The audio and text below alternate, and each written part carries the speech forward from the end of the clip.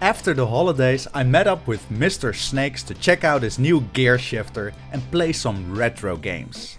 Funky Steve made an appearance and we almost finished Joe and Mac together. Obviously there have been gifts and pickups over Christmas, but I decided to combine showing these with the new Game Rooms tour. The second game room has been a passion project, and first of all I want to show you these decorations. An official PlayStation 2 flag, a cyberpunk flag, and this very cool Cowboy Bebop plate in the style of Grand Theft Auto.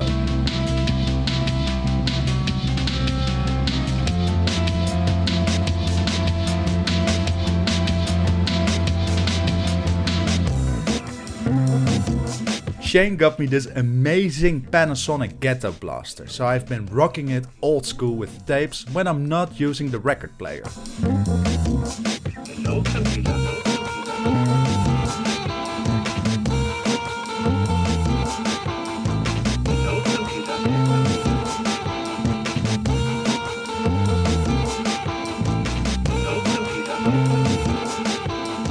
I've decided to organize my collection, finally.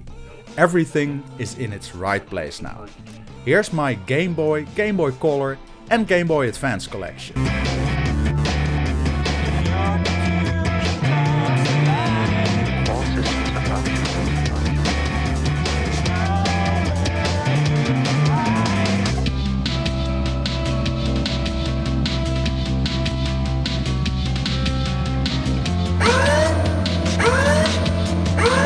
The shelf above is a bit miscellaneous now, but it will be a Tomb Raider shrine in a sense. And in my opinion, a game room or man cave isn't complete without some track. There's also a shelf that contains doubles and stuff that I'm going to sell to finance the collection even further. The top shelf here is dedicated to the 16-bit console war, with on the right side my loose SNES collection and on the left side my loose N-Box, Genesis and Mega Drive collection.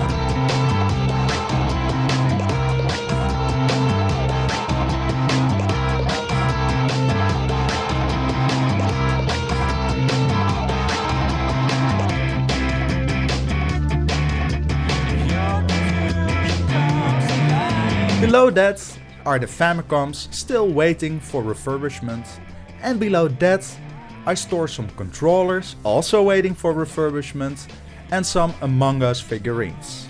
That beautiful GameCube is not mine but Shane's. We still need to finish the top of it. It was his plan to make it a Zelda themed GameCube. Then to the left we go to the 6th and 5th generation with the OG Xbox, the PlayStation and the PlayStation 2. The OG Xbox and PS2 rows are both double stacked. The OG Xbox is getting a lot of love lately, with every game I pick up being a total banger.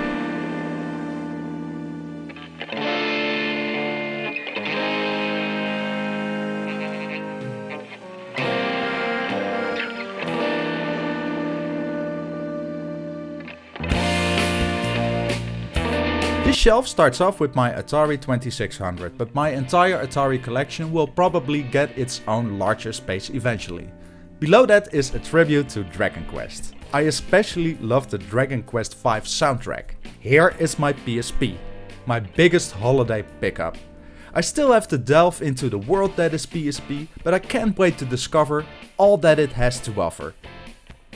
Another favorite was the entire Cowboy Bebop collection plus the movie on DVD.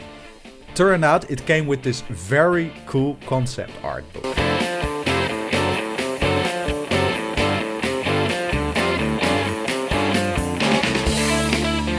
My new favorite combination, this translucent blue PS2 controller referring to that blue logo on the front of the PS2. Plus I can finally use a sniper in Vice City now. For now the major part of my Atari collection is on this shelf. All my 2600 and Lynx games are in the designated boxes. I have the Retron 5 set up at the desk because I will mainly use it to capture footage for future videos. The collection in this room has also been reorganized. The S and 3DS together, GameCube and Switch together, Wii, Nintendo 64 and the NES have their own shelves. And finally, there is a dedicated shelf to the Sega Master System. It creates a better overview of what you actually have.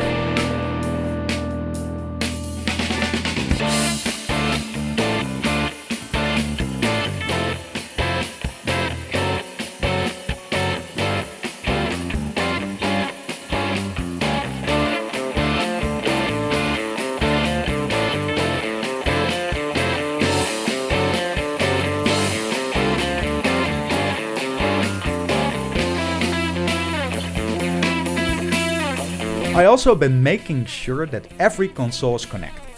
I used to have a switch a lot between AV and HDMI ports. Now I have the Nintendo Switch connected via component. And it looks way better now. I have the NES connected via SCART, the Master System via RF, the N64 on normal AV and the rest via HDMI. It's really plug and play now. A fun way to rediscover your NES library is to play it with an arcade stick. Try it sometimes. Speaking of controllers, I bought this Hori N64 clone by Retrobit, but there was a small problem. There usually is with those guys. The plug didn't fit. Insert a few "that's what she said" jokes here. Normally I don't like putting the blade to brand new things, but I saw no other option. I used a sander to smoothen the edges and it worked like a charm. The controller itself feels great and it's the alternative if you hate the original N64 controller.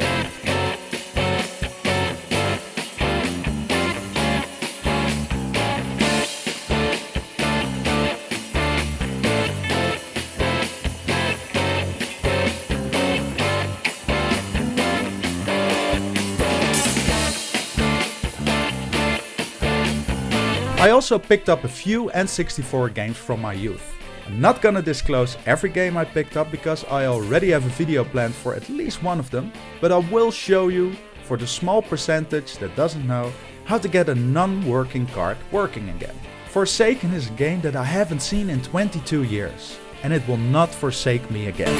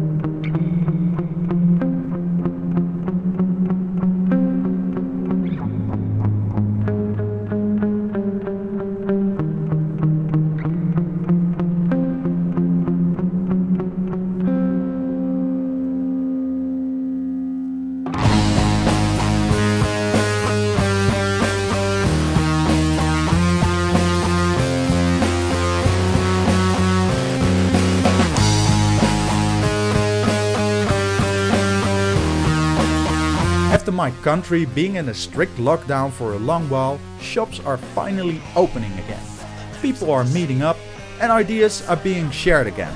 That's why my channel has been a tad slow and it was mostly small documentaries, which take eons to make, guys. It was a dark Christmas period, to be honest, but I'm glad it's behind us.